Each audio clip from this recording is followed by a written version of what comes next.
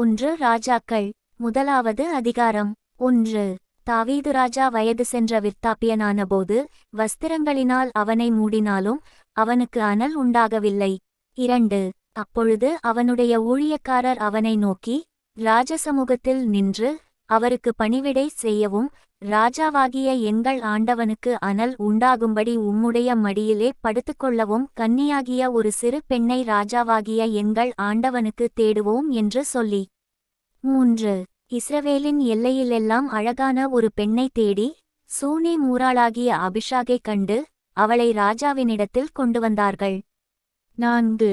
அந்த பெண் வெகு அழகாயிருந்தாள். அவள் ராஜாவுக்கு உதவியாயிருந்து அவனுக்கு பணிவிடை செய்தாள். ஆனாலும் ராஜா அவளை அறியவில்லை.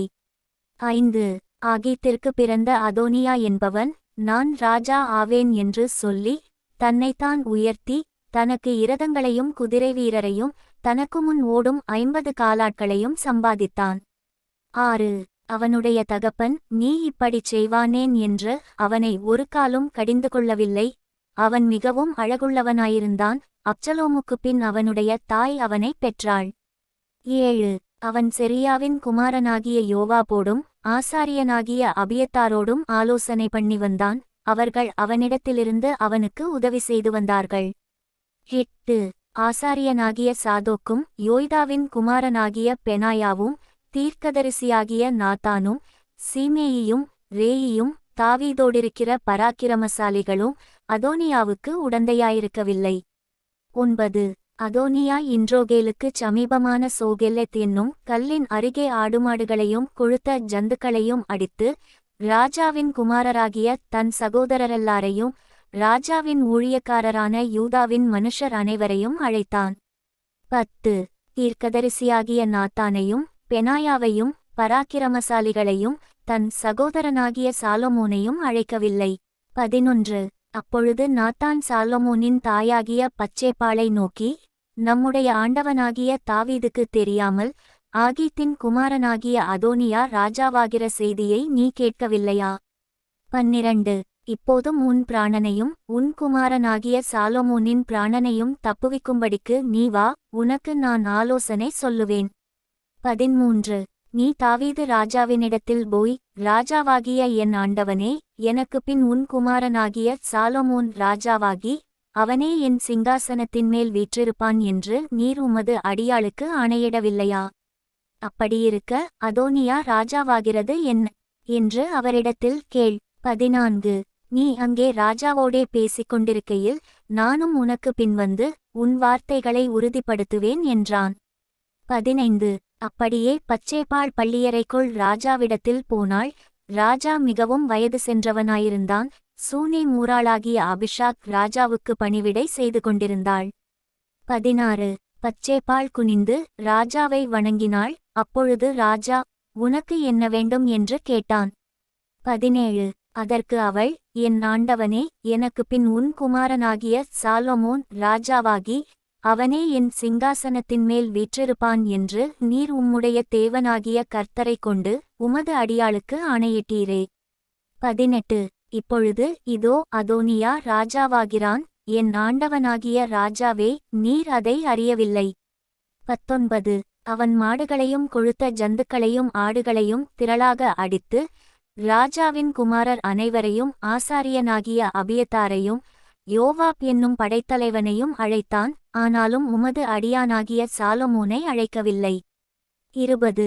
ராஜாவாகிய என் ஆண்டவனே, ராஜாவாகிய என் ஆண்டவனுக்குப் பிறகு அவருடைய சிங்காசனத்தின் மேல் வீற்றிருப்பவன் இன்னான் என்று தங்களுக்கு அறிவிக்க வேண்டும் என்று இஸ்ரவேலர் அனைவரின் கண்களும் உம்மை நோக்கிக் கொண்டிருக்கிறது. 21. அறிவியாமற்போனால் ராஜாவாகிய என் ஆண்டவன் தம்முடைய பிதாக்களோடே படுத்துக்கொண்ட பின்பு நானும் என் குமாரனாகிய சாலமோனும் குற்றவாளிகளாய் எண்ணப்படுவோம் என்றாள். 22. அவள் ராஜாவோடே பேசிக் கொண்டிருக்கையில் தீர்க்கதரிசியாகிய நாத்தான் வந்தான். 23. தீர்க்கதரிசியாகிய நாத்தான் வந்திருக்கிறார் என்று ராஜாவுக்கு தெரிவித்தார்கள். அவன் ராஜாவுக்கு முன்பாக பிரவேசித்து முகங்குப்புற விழுந்து ராஜாவை வணங்கினான். 24.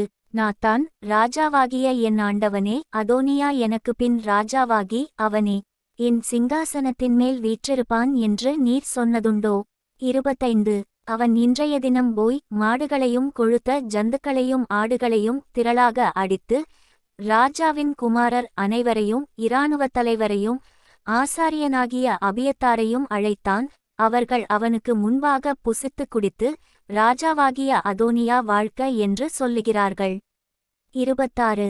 ஆனாலும் உமது அடியானாகிய என்னையும் ஆசாரியனாகிய சாதோக்கையும் யோய்தாவின் குமாரனாகிய பெனாயாவையும் உமது அடியானாகிய சாலமோனையும் அவன் அழைக்கவில்லை. 27. ராஜாவாகிய என் ஆண்டவனுக்குப் பின் தமது சிங்காசனத்தில் வீற்றிருப்பவன் இவன்தான் என்று நீர் உமது அடியானுக்கு தெரிவிக்காதிருக்கையில் இந்த காரியம் ராஜாவாகிய என் ஆண்டவன் கட்டளையால் நடந்திருக்குமோ என்றான். 28.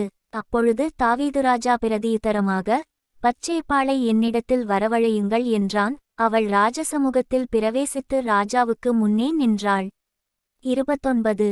அப்பொழுது ராஜா, உன் குமாரனாகிய சாலொமோன் எனக்கு பின் அரசாண்டு அவனே என் ஸ்தானத்தில் என் சிங்காசனத்தின்மேல் வீற்றிருப்பான் என்று நான் உனக்கு இஸ்ரவேலின் தேவனாகிய கர்த்தர் மேல் ஆணையிட்டபடியே இன்றைக்குச் செய்து தீர்ப்பேன் என்பதை. 30. என் ஆத்துமாவை எல்லா இக்கட்டுக்கும் நீங்களாக்கி மீட்ட கர்த்தருடைய ஜீவனைக் கொண்டு சொல்லுகிறேன் என்று ஆணையிட்டான். 31. அப்பொழுது பச்சேப்பாள் தரைமட்டும் குனிந்து ராஜாவை வணங்கி, என் ஆண்டவனாகிய தாவீதுராஜா என்றைக்கும் வாழ்க என்றாள். 32. பின்பு தாவீதுராஜா ஆசாரியனாகிய சாதோக்கையும் தீர்க்கதரிசியாகிய நாத்தானையும் யோய்தாவின் குமாரன் பெனாயாவையும் என்னிடத்தில் வரவழையுங்கள் என்றான். 33. அவர்கள் ராஜாவுக்கு முன்பாக பிரவேசித்தபோது ராஜா அவர்களை நோக்கி, நீங்கள் உங்கள் ஆண்டவனுடைய சேவகரை கூட்டிக்கொண்டு என் குமாரனாகிய சாலொமோனை என் கோவேறுகழுதையின் மேல் ஏற்றி அவனை கீகோனுக்கு அழைத்து கொண்டு போங்கள். 34.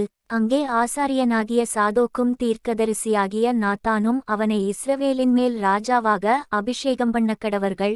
பின்பு எக்காளம் ஊதி ராஜாவாகிய சாலொமோன் வாழ்க என்று வாழ்த்துங்கள். 35.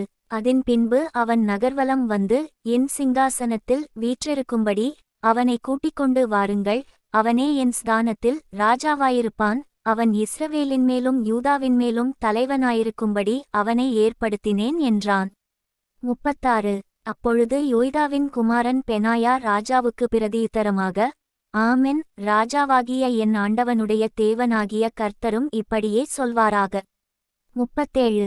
கர்த்தர் ராஜாவாகிய என் ஆண்டவனோடே எப்படி இருந்தாரோ அப்படியே அவர் சாலொமோனோடும் இருந்து தாவீது ராஜாவாகிய என் ஆண்டவனுடைய சிங்காசனத்தை பார்க்கிலும் அவருடைய சிங்காசனத்தை பெரிதாக்குவாராக என்றான்.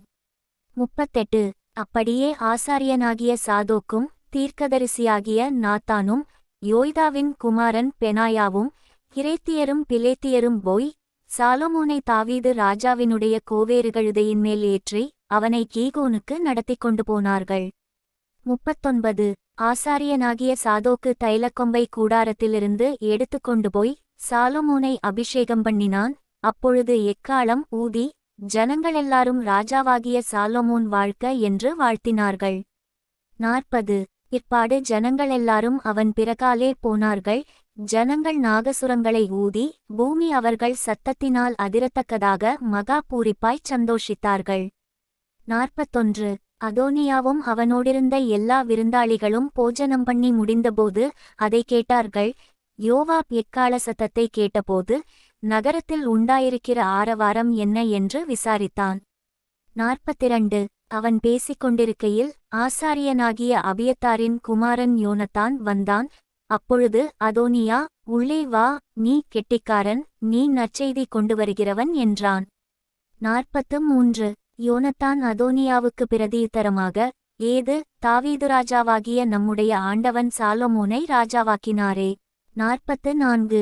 ராஜா ஆசாரியனாகிய சாதோக்கையும் தீர்க்கதரிசியாகிய நாத்தானையும் யோய்தாவின் குமாரன் பெனாயாவையும் கிரேத்தியரையும் பிலேத்தியரையும் அவனோடே அனுப்பினார். அவர்கள் அவனை ராஜாவுடைய கோவேறுகழுதையின் மேல் ஏற்றினார்கள். 45. ஆசாரியனாகிய சாதோக்கும் தீர்க்கதரிசியாகிய நாத்தானும் அவனை கீகோனிலே ராஜாவாக அபிஷேகம் பண்ணினார்கள். நகரமெல்லாம் முழங்கத்தக்கதாக அங்கேயிருந்து பூரிப்போடே புறப்பட்டு போனார்கள். நீங்கள் கேட்ட இரைச்சல் அதுதான். 46. அல்லாமலும் சாலொமோன் ராஜாங்கத்துக்குரிய சிங்காசனத்தின் மேல் வீற்றிருக்கிறான். 47 ராஜாவின் ஊழியக்காரரும் தாவீது ராஜாவாகிய நம்முடைய ஆண்டவனை வாழ்த்துதல் செய்யவந்து, தேவன் சாலொமோனின் நாமத்தை உம்முடைய நாமத்தை பார்க்கிலும் பிரபலப்படுத்தி, அவருடைய சிங்காசனத்தை உம்முடைய சிங்காசனத்தை பார்க்கிலும் பெரிதாக்குவாராக என்றார்கள். ராஜா தம்முடைய கட்டிலின் மேல் குனிந்து பணிந்து கொண்டார். 48 இன்னும் ராஜா, என்னுடைய கண்கள் காண இன்றைய தினம் என் சிங்காசனத்தின் மேல் ஒருவனை வீற்றிருக்கச் செய்த இஸ்ரவேலின் தேவனாகிய கர்த்தருக்கு ஸ்தோத்திரம் என்று சொன்னார் என்றான். 49 அப்பொழுது அதோனியாவின் விருந்தாளிகளெல்லாரும் அதிர்ந்து எழுந்திருந்து அவரவர் தங்கள் வழியே போய்விட்டார்கள். 50 அதோனியா சாலொமோனுக்கு பயந்ததினால் எழுந்து போய் பலிபீடத்தின் கொம்புகளை பிடித்துக்கொண்டான். 51 இதோ அதோனியா ராஜாவாகிய சாலொமோனுக்கு பயப்படுகிறான் என்றும், இதோ அவன் பலிபீடத்தின் கொம்புகளை பிடித்துக்கொண்டு, ராஜாவாகிய சாலொமோன் தமது அடியானை பட்டயத்தாலே கொன்று போடுவதில்லை என்று இன்று எனக்கு ஆணையிடுவாராக என்கிறான் என்றும் சாலொமோனுக்கு அறிவிக்கப்பட்டது. 52 அப்பொழுது சாலொமோன், அவன் யோக்கியன் என்று விளங்க நடந்து கொண்டால் அவன் தலைமயிரில் ஒன்றும் தரையிலே விழப்போகிறதில்லை, அவனிடத்தில் பொல்லாப்பு காணப்படுமேயாகில் அவன் சாக வேண்டும் என்றான். 53 அவனை பலிபீடத்திலிருந்து கொண்டுவர ராஜாவாகிய சாலொமோன் ஆட்களை அனுப்பினான். அவன் வந்து ராஜாவாகிய சாலொமோனை வணங்கினான். சாலொமோன் அவனை பார்த்து, உன் வீட்டிற்கு போ என்றான்.